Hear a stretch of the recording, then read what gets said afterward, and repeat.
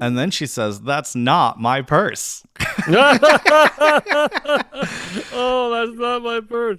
I've always wanted to do a cut-in with a non sequitur like that, and I don't know why I've never done it before. It happens all the time on sitcoms and movies. There's no joke to that, and I always wonder why they do it. Because now, like, you're putting the audience in a situation where they're left out, and it's weird to me, John. It's weird to me. Dave, you strike me as a person who doesn't like labels. Yeah, that's fair. I mean, unless it's like, how to wash your hoodie correctly. You know who else doesn't like labels? Who? Ian Anderson. I'm assuming this is going to be in reference to our song of the day. Yes, it is. Absolutely. That makes a lot of sense. It is indeed involving the song. Ian Anderson is the flautist and lead singer of Jethro Tull. Oh, yeah. I've seen, we saw some live videos of him. Yes, he's a nut. Mm-hmm. And he apparently plays the flout wrong, so... Plays the flute wrong, plays guitar, but not quite as well as Eric Clapton and Jimmy Page, and all that. We've learned a bit about Jethro Tull as we've come along. Well, one thing Jethro Tull was very displeased with is when he was accused of making a concept album. Is this bad? Is this insulting? I don't know why he was so bothered by it, but he was. And the album Aqualung, or Aqualung, depending on where you are in the States, Or the world. came out in March of 1971. And when people heard it, they heard continents. They saw threads in the songs, and they refer to it, and it is widely believed to be a concept album, a single album, two sides with a theme running through it. Ian wasn't really thrilled about that. And he defends that it's not a concept album, and of course he did what you should do when you're mad people accuse you of doing a concept album. He then wrote a concept album after that.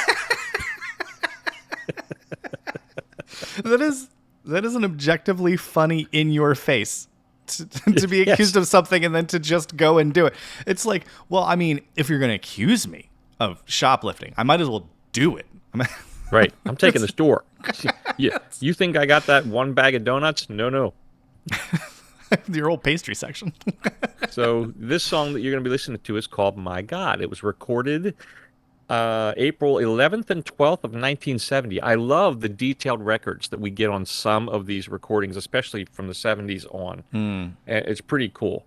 It was done at Morgan Studios, and it was done after they fired their bass player after an American tour. What So do they have a new bass player in the band, Jeffrey Hammond, and he's an old friend of Ian Anderson. So there's that camaraderie going on, and whatever history they bring into it. So Aqualung would be Hammond's first album with the band. And it would also mark the first time John Evan had recorded a full album with the band. John Evan was a keyboard player. Anyway, this album, I always kind of thought it was a concept-ish album too, although I may not have used that term in the day. I probably discovered this album somewhere around 1974, 75. So it had been out a few years, but the one song, Aqualung itself, was so heavy in rotation on rock radio in Philadelphia, I didn't know it was an old album. All right. So I've had this album since the mid-70s. I've enjoyed this album very much, and I've never really paid much attention to the lyrics until probably late 80s. So when And I was briefly I was a dive tiny into baby, the lyrics. just a tiny little baby, and you started paying attention to the lyrics finally. An album I had had for 15 years. Yep, Yeah. that sounds about right. All right, let's do it. Jethro Tull, My God. Here we go. Burr.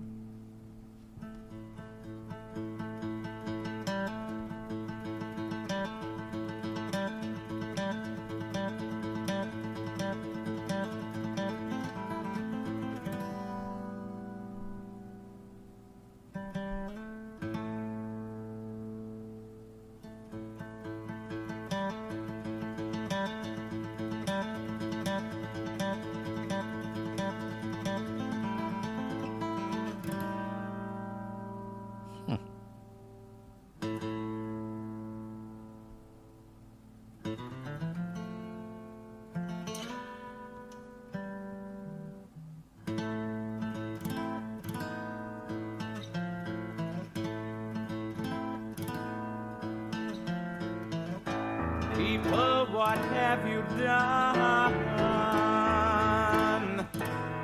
Locked him in his golden cage. Golden cage. Made him bend to your religion. Him resurrected from the grave. From the grave. He is the God of nothing, if that's all that you can see.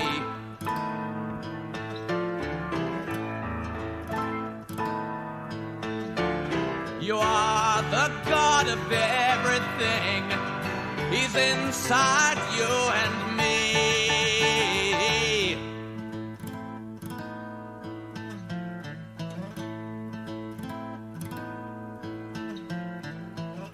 So lean upon him gently and don't call on him to save.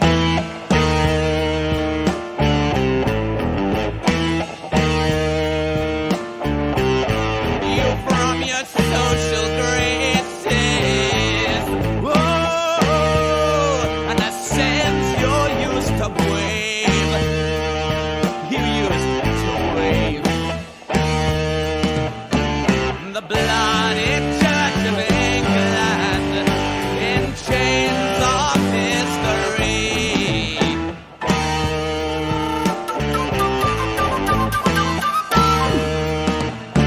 Requests your earthly presence at the vicarage for tea.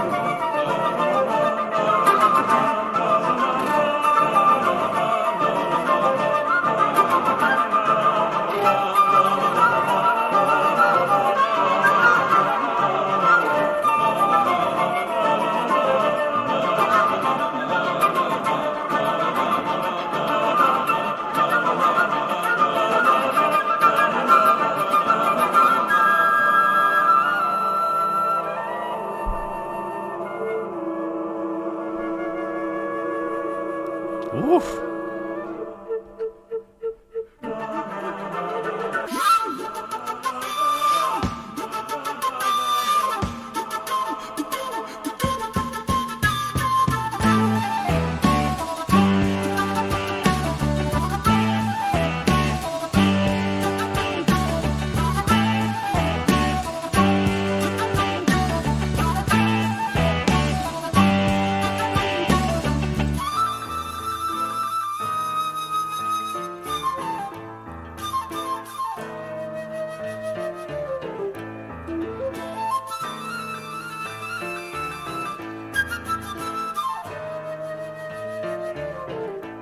And the graven image, you know who. Oh man, I just gotta say,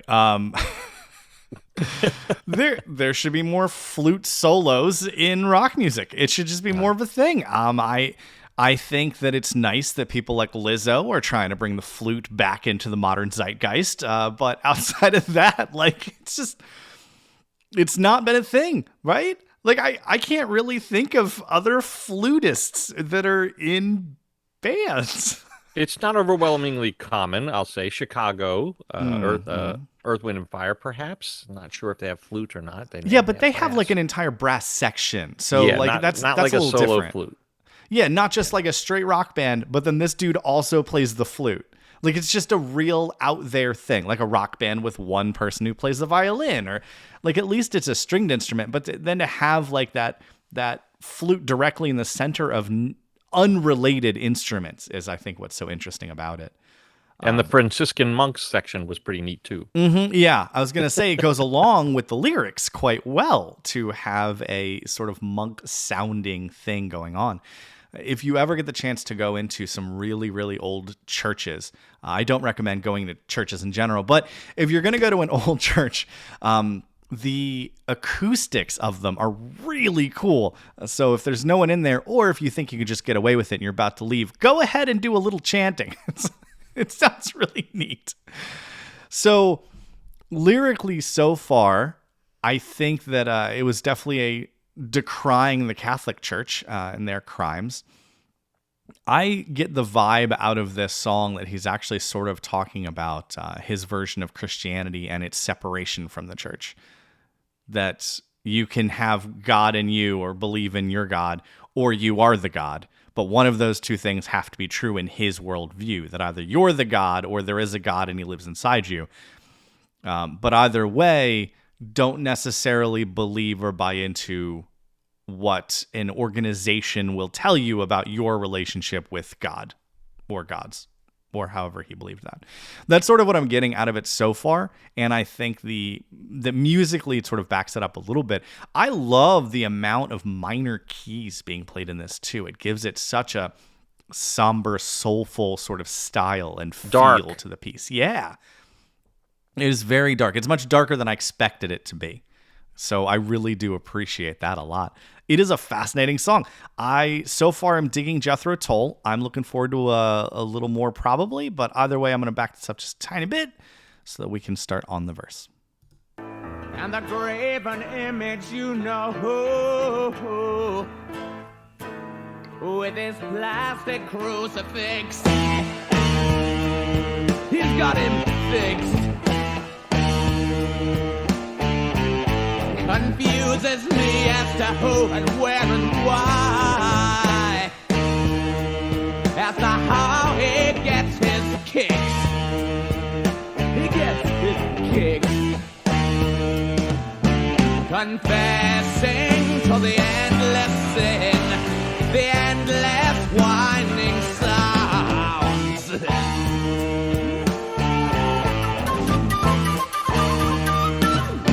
You'll be praying till next Thursday for all the gods that you can count.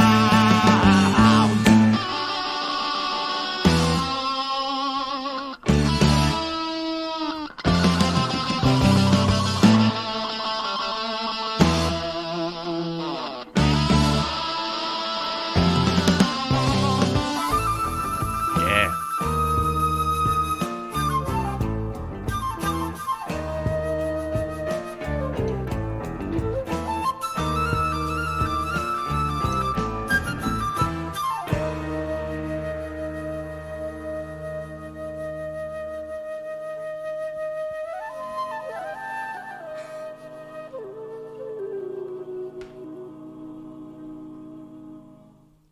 It makes me feel like I want to be watching a movie with a super good cat burglar that's skulking around the museum as they're about to steal a priceless piece of art, right? Just the background music. Like if you took the lyrics out of it, that very much is the feel that I get from it when the flute is playing, especially. Little Pink Panther vibes almost. Pink Panther vibes. I love it. Yeah. So to continue on, in a 2005 interview, this discussion of what is it a concept album or not, still being discussed in interviews with Ian Anderson today. Really? Yeah. So here's what he said in 2005. I always said at the time that it is not a concept album. This is just an album of varied songs, of varied instrumentation and intensity, in which 3 or 4 are the kind of keynote pieces for the album, but it doesn't make it a concept album. In my mind, when it came to writing the next album, Thick as a Brick, was done very much in the sense of, well, if they thought Aqualung was a concept album, oh, okay, we'll show you a concept album. And it was done as kind of a spoof, a send-up of the concept album genre. But Aqualung itself, in my mind, was never a concept album, just a bunch of songs. End quote, Ian Anderson. Well, whether it's a concept album or not, all I have to go on is this one song. And I think this one song, whatever the rest of the album is about, is very much about condemning the Catholic Church. I think that is very much what this song is about. Yeah, So, it's very introspective. It's definitely drawing a line in the distinction between religion and God. yeah, but their references are all very specifically Catholic. Yeah, but he also names the Church of England, which was specifically not Catholic, and he throws them under the same bus. True, absolutely. But then they talk about confession, just forever going to confession. They talk about all of the crucifixes with Jesus still on the cross. Like, they talk about all of those things quite regularly, to the point that it does sound very Catholic. Plus the bloody crimes, though, I guess, in reality, a lot of the church in general, both Catholicism and then the later spin-offs, the spoofs, the runners up, I don't know what you want to call them, but they also have their fair amount of bloodshed. So the B-roll. Yeah, the B-roll. I do like that. The B-roll. The Protestants are the B-roll. So either way, whether it's a concept album or not, this specific song, I think, is very much that. It's the delineation he sees between organized religion, in this case specifically Christianity, with his view of a relationship with whatever nebulous God he believes in. So I think that's definitely what this song's about lyrically. Musically, it's just fun. Just a fun song. I don't, outside of the monk chanting, that totally went with the lyrics. But outside of the monk chanting, this should have been a heist song. That's just more the vibe I got from it. Just a fun minor key played heist song. Right. And we snuck into the bank. Exactly. The guards are around the corner and their light almost shine upon us, but we skulked into the shadows. Yeah, that's the vibe I got out of this entire song, which is not bad. It was super fun, but I would love to like be playing a sneaky video game and have this on in the background or something like that. That's definitely the vibe I get out of it. Either way, Jethro Tull, still fun. What little I know of them, still fun. Is this a general playlist, yes? Or is this a rainy day playlist? Or do you have a new playlist now under the new category of nefarious deeds? I don't think I have a full nefarious deeds. No, this could actually just be on the regular old playlist. Man, it comes on, you could drive down the road with it. It'd be perfectly fine. That little burr, burr, burr, like it's just got a nice little hit to it. It feels good, and it's almost 8 minutes when long. I hear that, Dave, I feel it may have informed Metallica. Sure, from the very few Metallica songs I've heard, sure, I could absolutely see that. I don't know much Metallica. I'm trying to think about it. I maybe know like 3 Metallica songs. Okay. Yeah, probably about 3 That's Metallica all you need songs. to know. They all sound the same.